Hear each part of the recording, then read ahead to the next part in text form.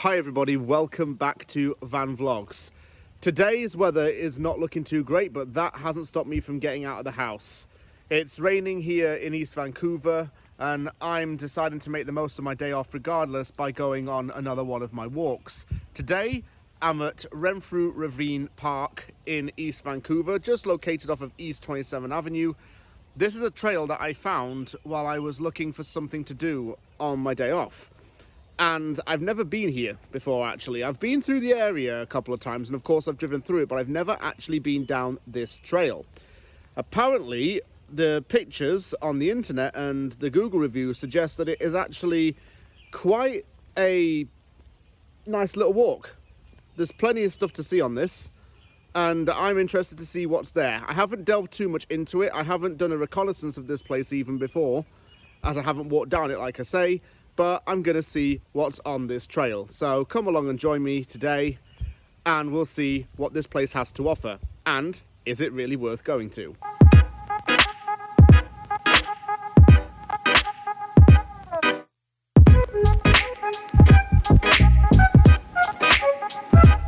Spring's already underway here in Vancouver. You can tell because the bluebells and other wildflowers are starting to come up again. So it's definitely an indication that weather's going to be a bit warmer, and it has been over the last couple of days. Not today though. I suppose there's that old saying of April showers bring May flowers, and as you saw in that last clip I mentioned that flowers are starting to bloom once again in the city. Cherry blossoms are certainly starting to come out again. There's a few near where I live, and I'm going to get into a little bit of a weatherman style report here. The last few days have actually been fairly warm. We've had some nice sunsets, some good warm weather. It's been around 15 to 20 degrees Celsius most of the time. And we've had a couple of downpours of rain every once in a while, but it's nothing too major. Today's been just a little bit murky. Still kind of warm though. It's still, I'd say, about 10 degrees Celsius, but obviously it's not enough to go to the beach or anything like that. This is supposed to look like a labyrinth, or maze for people who do not know what that is. Guessing you'd enter through here and walk away around there, loop back. Yeah,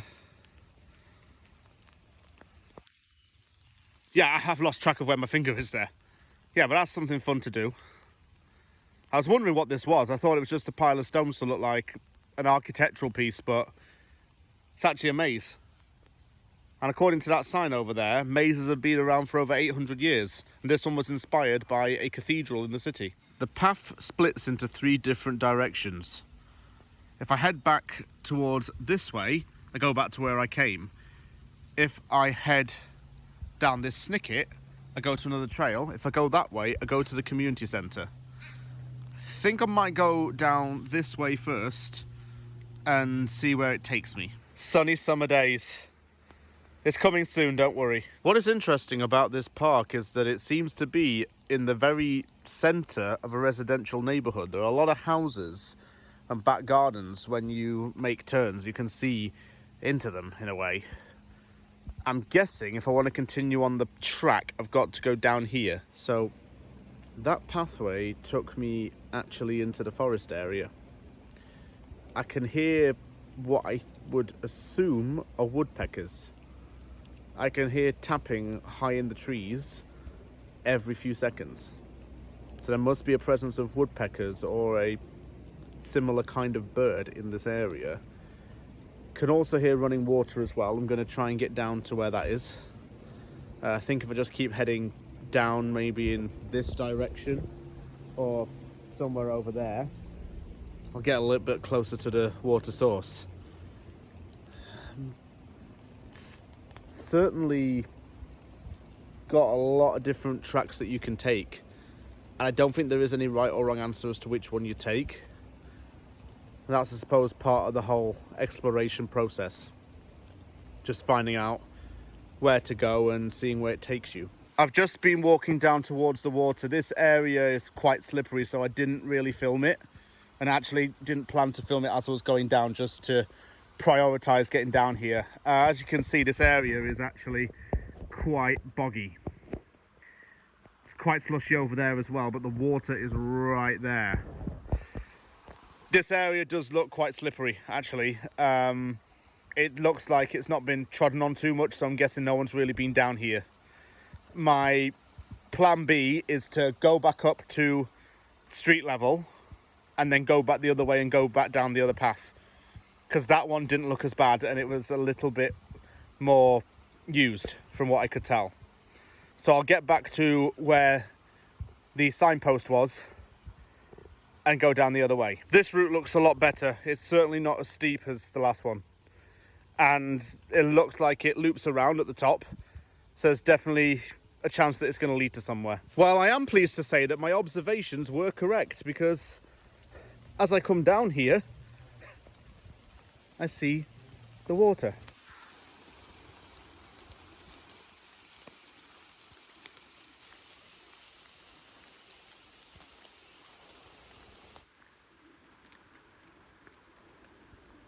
I found a lot of these barrels along the walk. These must have been written by school children. I think they might be poems or short stories dedicated to the ravine. I've seen quite a few now. Let me show you.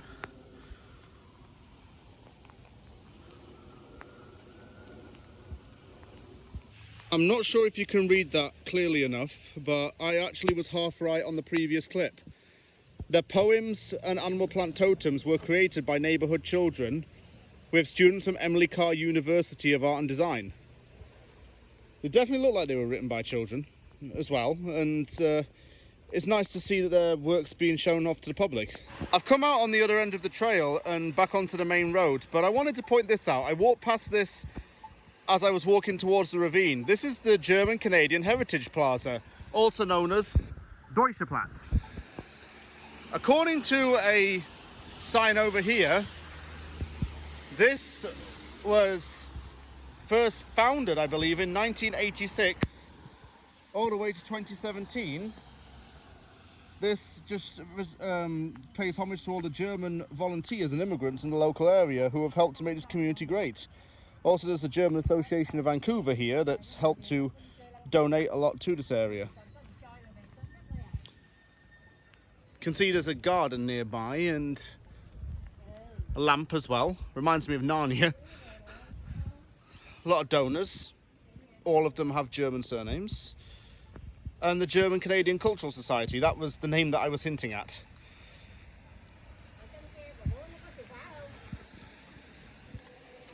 It's part of the BC Parkway development along the SkyTrain route. 29th Avenue station is right behind me. And it was built in June 1986, so 38 years ago. It's time for the conclusion of today's van vlogs. I'll just give my thoughts very quickly. The area that I've been to was mainly a dog walking route, but it was not too bad. I thought it would be a little bit bigger, but still liked it nonetheless. A rainy day hasn't really stopped people from using it. It was a little bit slippery in places. It was a little bit boggy. That I just started to go regardless. I kind of knew the risks of coming with regard to the weather and the conditions. Didn't really get as close to the water as I would have wanted to, but I still got to see it nonetheless. There must be a large presence of birds in the area, as it was suggested. The woodpeckers definitely around there, because I kept hearing tapping on the trees. There are a lot of, I suppose, local birds and a lot of bird activity in the area as well. So it's a good space for bird watching and also just relaxing. Thank you very much for watching this video.